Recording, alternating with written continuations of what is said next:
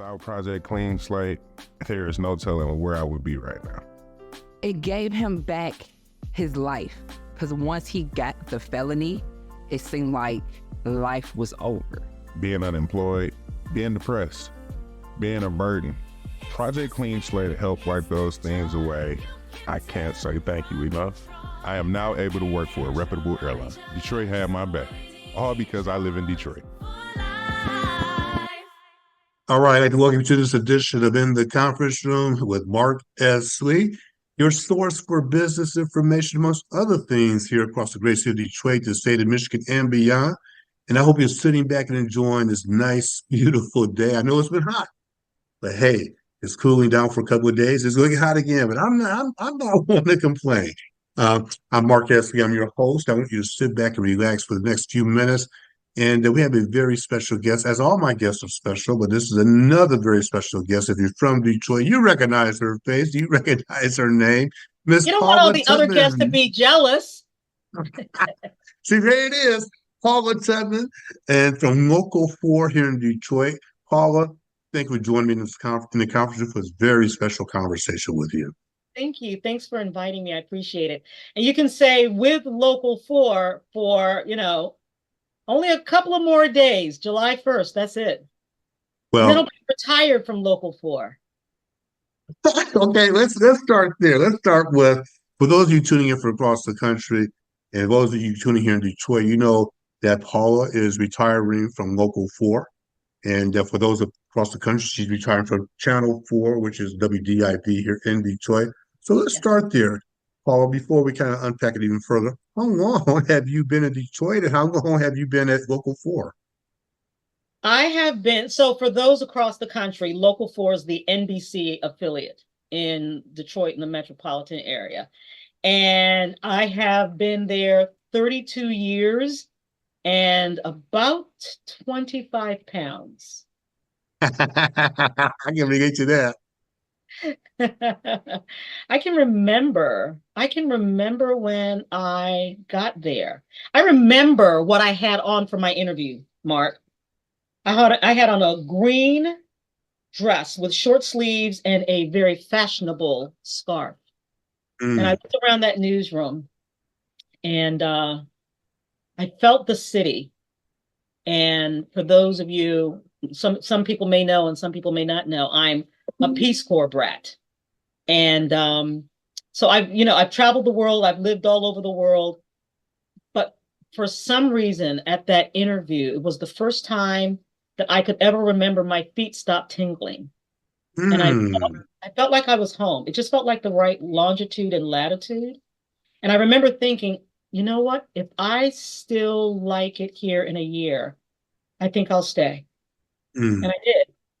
So I stayed, or maybe overstayed. Yeah. One or the other. One or the other. But 32 years later, you're still here. 32 years later. Did you ever think you have all the choices from all the cities across the country? You're very talented. Did you ever think they would end up in Detroit for 30 years? I mean, what other cities did you consider before you came here? And what was that one thing that just tips you over the edge to come to the Motor City? Well, that's really easy because I was in a very, very, very, very, very, very bad marriage. And I had a very, very, very, very, very good job offer a long way away from that bad marriage. There were 5 cities that wanted me. And honestly, I had no allegiance to Detroit at all. It just so happened they were giving me the best deal. And it just, I was lucky. I was fortunate that I ended up in this place that was my soul's home, just kissed by 4 or 5 Great Lakes and, an international border. And, the news sun rises and sets in the Detroit market. If a plane goes down in the Andes, you can bet there was somebody from Detroit on that plane. It was just the right place. And I had a couple of opportunities to leave. And I chose this wonderful place and these deep roots. I wanted my roots to get even deeper. And so I chose to stay. I didn't have to stay. I chose to stay. And I'm reflecting as you're talking. People come to Detroit, and I just had a conversation over the weekend with somebody. There's such pride. Now, I'm a native, and I've Yeah. known you for a while, and people I'm who a know me transplant. know you're a transplant. Yeah. By the way, transplant from home, which is home, before I forget. So the DC area, Prince George's DC County, area. Maryland. Yep. Mm-hmm. So my point is, even as a native, I've lived in 9 different cities across the country because of my corporate career and everything else I've done. And everywhere that I've lived, that Detroit pride would just come out. I would make it, as you know, I do a lot of public speaking across the country as well. And no matter where I speak, even today, I tell the people introducing me, always make sure to reference that he's a Detroit native or that Yeah. he's from Detroit. He's a Detroiter. We have an immense pride. And what I found here is as people come to Detroit, if they're not from here, I don't know if they get that same level of pride. You can certainly speak to it, but I think you probably notice it from Detroiters and then people who move here and begin to adopt this city. There is something special about Detroit. It really is. And, all right, so now we're talking about Detroit grit. But you know what? Before Detroit grit was in, it was that Detroit grit. It was that pride in a city that had been knocked down hard. And, our knees were scraped as a city and our elbows. And, you know what? But people still loved it here. You go to Birmingham and they say, I'm from Detroit. Or Traverse City, well, yeah, I'm from Detroit. Interestingly enough, also, Detroit is on cable television in lots of places. And Mm. so I love migrating animals. This is one of my favorite stories. I love migrating animals. I follow migrating animals and insects. I'm actually a nerd. I don't necessarily look like a nerd. And when people talk to me for a while, they go, oh my God, she's a nerd. So I'm a bit of a closet nerd. So I follow migrating animals. And I remember being in Churchill, Manitoba, because I wanted to witness the great polar bear migration. And I don't know if you know much about Churchill, but it's the Canadian subarctic. It's got this whole thing of perma ice. The only way you can get there is by plane or by train. You have a car, it was shipped in, and you can't leave. People leave their doors open because the polar bears come through town. You've got to be able to get away from the polar bears. I mean, it's this whole thing. And I remember going there and I walked into a restaurant and the place kind of got quiet and somebody turned around and they said, oh my gosh, you're Paula Tutman. And I said, yeah. How did you know? We watch you on cable. That's awesome. The Canadian subarctic. That's awesome.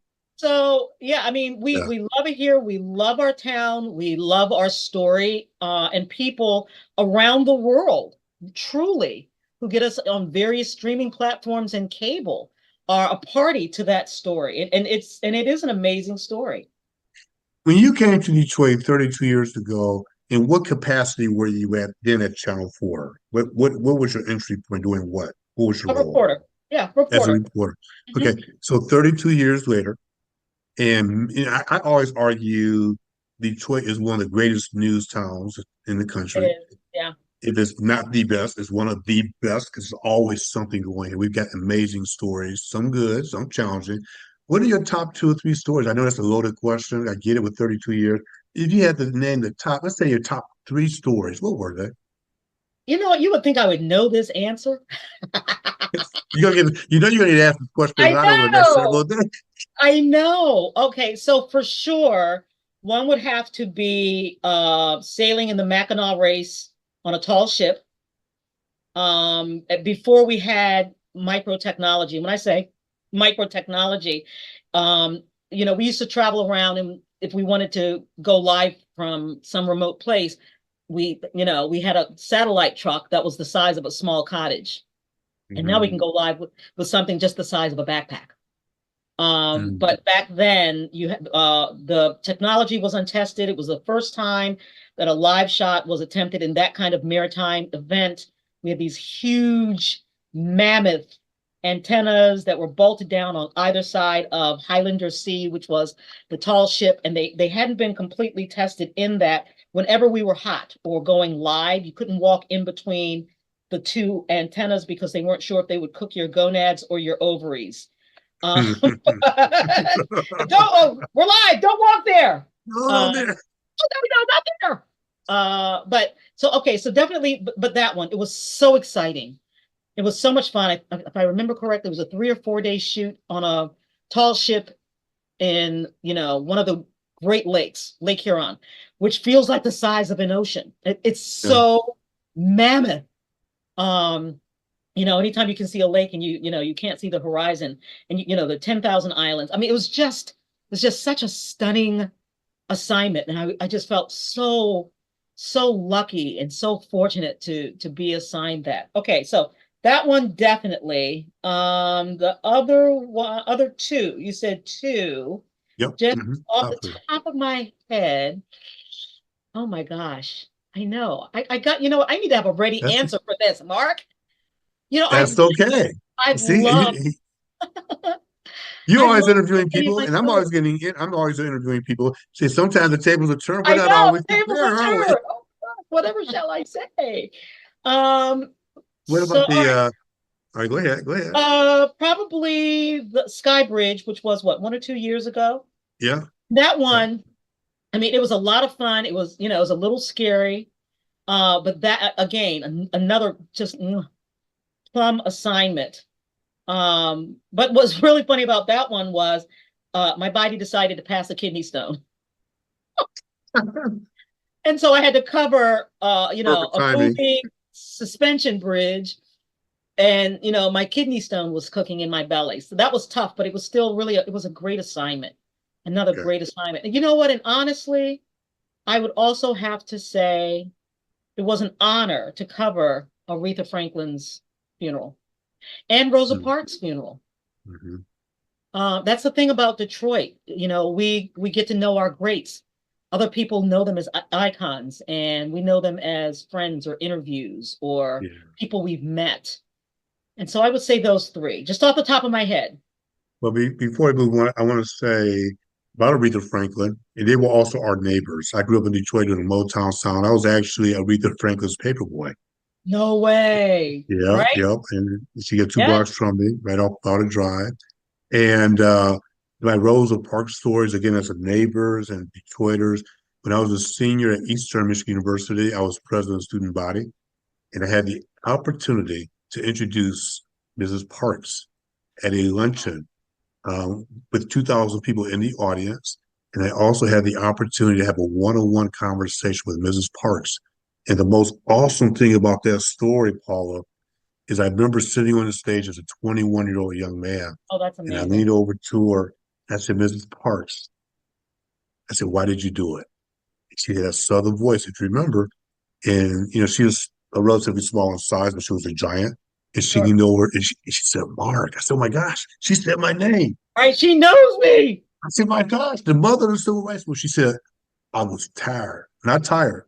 I was tired. And I said, I knew she was a seamstress. And I'm thinking she was tired from working. She said, no, I was tired. And as a 21-year-old, the light bulbs went off. Yeah. And at that point, and that's when it hit me, I heard it directly from her. So you talk about Detroit, and we all know, for those of you tuning in, she was from Alabama, but she moved to Detroit. And I remember watching that coverage on TV, and it had to be one of the most awe-inspiring services I've ever seen for any icon, for the lack of a better phrase.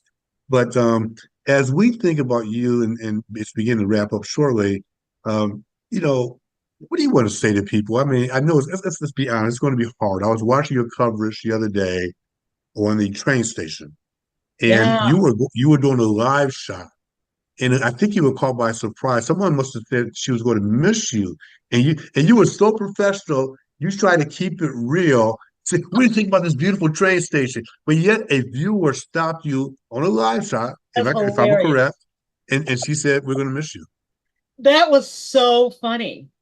You know what? That was hilarious. So, when you're on television, we're mindful of time. Yeah. And I was mindful that, it was already a long live shot and the producer had already been very generous with me. And all of a sudden this woman says, "Oh my gosh, we're gonna miss you. Thank you." And Yeah. of course I have to acknowledge her. Yes. You know what? That was a great moment for me. That really was. I just thought, wow, that was amazing. But I'll tell you something else that I think has been amazing. And that was when I first got here. I got here October 8th, 1992.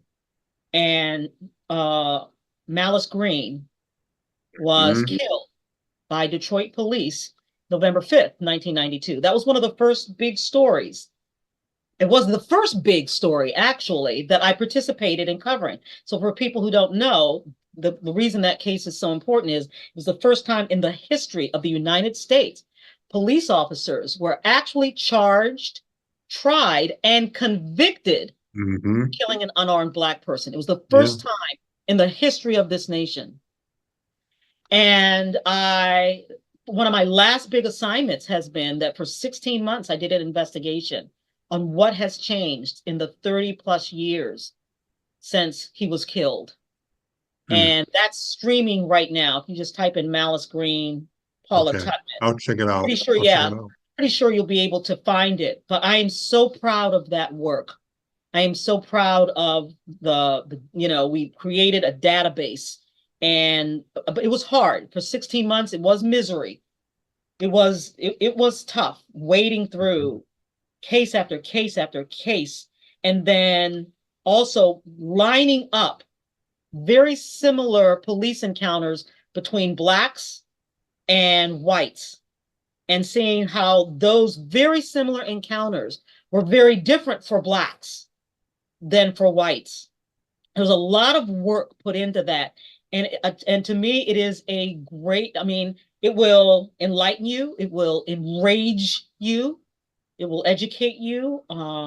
If you have the courage to sit through all 71 minutes, it will change you. The chief of Mm. police, Chief James White, James um, White. watched it and said it changed him as a police officer. Mm. That watching that documentary changed him. And so I'm really Well, proud that it's a great way to go. Now, what am I well, going to do speaking of right now? speaking of going, by the way, that is a life altering conversation. People should watch it. I'm going to watch it. And as we wrap up, I do want to ask a couple questions. So obviously, the first question is, what's next? What are you Oh going to no. do? So What are you going to do? I got a buyout, and that's very, very different in that I was not ready to retire. And I wasn't planning to retire. And so I didn't have time to get sick of my job and I'm counting down the days. Oh, I'm exhausted. I didn't have time for that. My work inspires me. Um, I've written some screenplays. I've been working on a couple of reality shows. If anybody knows anybody from Netflix or TLC or Bravo, DM me on Facebook. I love to get in there and do some pitches. I teach a communication workshop, as you know, because you've been a wonderful supporter, no pun intended. I have a product called Braless Bra, instant cleavage sculpting solution that I invented. So I can spend a little more time working on that. But in terms of how I'm going to productively feel, that might sound like a lot, but that's not a lot for me. And so I haven't quite figured out that piece yet. The station made me a deal. They made me an offer I couldn't refuse. I know, right?